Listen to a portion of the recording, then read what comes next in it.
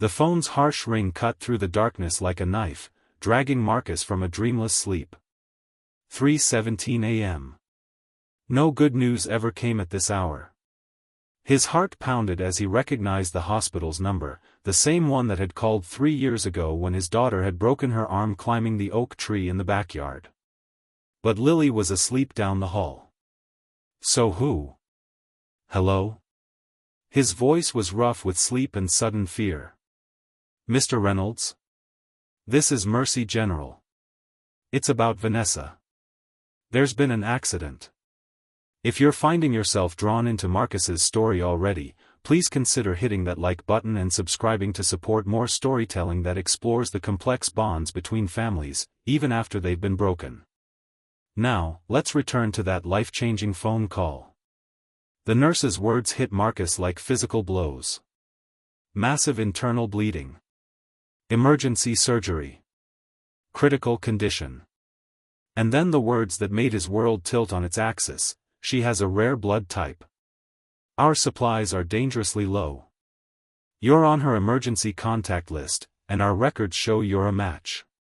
But we've been divorced for 3 years, Marcus whispered, already reaching for his jeans in the dark. We barely speak. Mr. Reynolds, the nurse's voice softened, you might be her last hope. Marcus glanced at the family photo still on his nightstand, the three of them at the beach, before everything fell apart. Before the arguments. Before the silence. Before the papers were signed. Vanessa's smile frozen in time. I'll wake my daughter. We'll be there in 20 minutes. The drive to the hospital was surreal. Lily, still half asleep in her unicorn pajamas and winter coat, clutched her stuffed rabbit in the back seat. Is Mom going to be okay? She asked, her voice small and frightened. Marcus gripped the steering wheel tighter. The doctors are doing everything they can, sweetheart. How do you explain to an 8-year-old that the mother who only sees her every other weekend now needed the father she left to save her life? The irony wasn't lost on Marcus.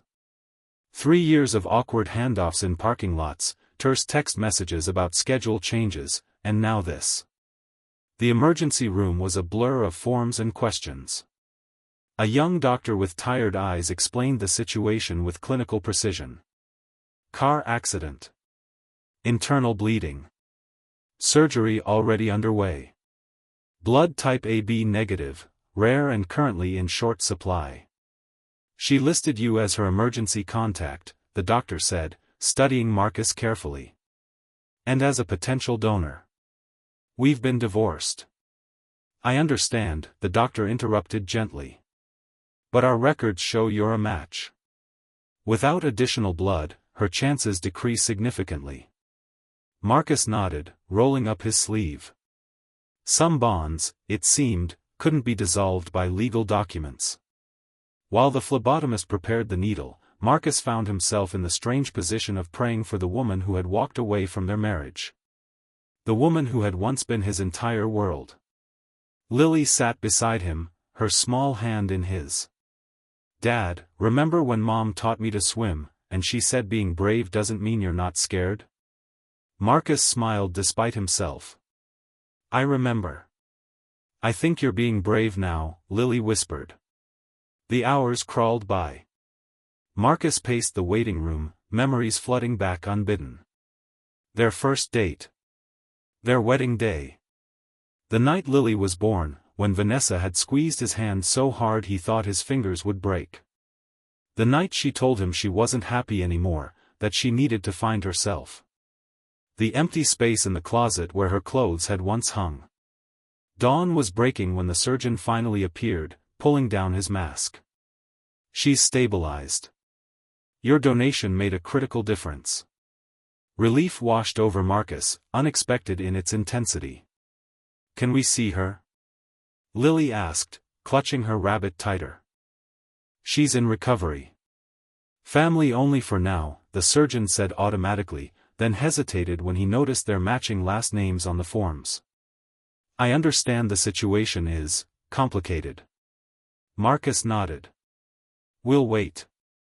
It was another 2 hours before they were allowed into Vanessa's room. She looked smaller somehow, pale against the white hospital sheets, her usually perfect hair tangled around her face. Machines beeped steadily, monitoring the life they'd helped preserve. Lily approached the bed cautiously. "Mom? It's me." Vanessa's eyes fluttered open, focusing slowly. "Lilybug?"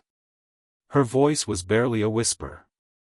Her gaze shifted to Marcus, standing awkwardly at the foot of her bed. "Marcus? What are you?" "Dad gave you blood," Lily announced proudly. "The doctor said it saved you." Confusion, then understanding washed over Vanessa's face. "You came." "Of course I came," Marcus said simply. The weeks that followed shifted something in their carefully separated lives. Marcus brought Lily to visit every day after school. He found himself picking up Vanessa's favorite tea, remembering how she couldn't stand hospital coffee. They spoke more in those hospital visits than they had in the previous 3 years combined. When it came time for her discharge, the question hung in the air, unspoken. "The doctor says I shouldn't be alone," Vanessa finally said, not meeting his eyes. "My apartment has stairs." "We have the guest room," Marcus said before he could reconsider. "It's on the main floor." Lily bounced on her toes. "Mom can stay with us?" "Really?" The arrangement was meant to be temporary. 2 weeks, 3 at most. But something unexpected happened in that shared space. Without the pressure of marriage or romance, they rediscovered parts of each other they'd forgotten. Vanessa's laugh when Lily told jokes. Marcus's talent for making exactly the right comfort food. The peace of sharing coffee in morning silence. They weren't the same people who had married young and grown apart. The woman who had left seeking adventure and self-discovery had found it, along with humility and perspective. The man left behind had learned independence and forgiveness.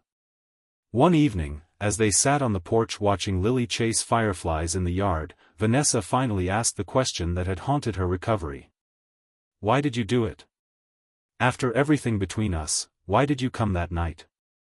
Marcus considered the question carefully. "When that phone rang, I didn't think about our divorce or the past. I just thought about you, the mother of my child, the woman I once promised to care for, in need. Some promises don't end with paperwork." Tears filled Vanessa's eyes. "I didn't deserve that kindness." "It wasn't about deserving," Marcus said softly. "It was about being human." They didn't rush back into romance or make dramatic declarations. Instead, they built something new, a friendship first, co-parenting with respect, family dinners without expectations. When Vanessa eventually found an accessible apartment closer to their house, Lily could walk between homes. Doors that had once been firmly shut between them stood cautiously open. 6 months after that middle-of-the-night phone call, Marcus received another call from Vanessa. This time, it was to invite him for coffee. Just coffee, just talk, just a moment to acknowledge how far they'd come. Sitting across from her in the local cafe, Marcus realized that sometimes life's most profound connections aren't the ones that work perfectly the first time, but the ones tested by fire, broken apart, and carefully, intentionally rebuilt.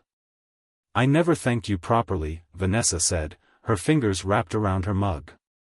"Not just for the blood donation, but for showing Lily what true strength looks like." "We're her parents," Marcus replied. That never changed, even when everything else did. The accident hadn't magically fixed what had broken between them years before. But it had opened a door to something different, something honest, something forged in crisis and tempered by time. A reminder that family takes many forms, and sometimes the most important bonds are the ones we choose to honor, even when it's difficult. Especially when it's difficult. As Marcus watched Lily running between them in the park later that day, her laughter bridging the space that had once seemed uncrossable, he understood that healing comes in many forms. Sometimes it arrives in hospital rooms and blood donations. Sometimes in forgiveness and second chances. And sometimes, just sometimes, in a phone call at 3 a.m. that changes everything.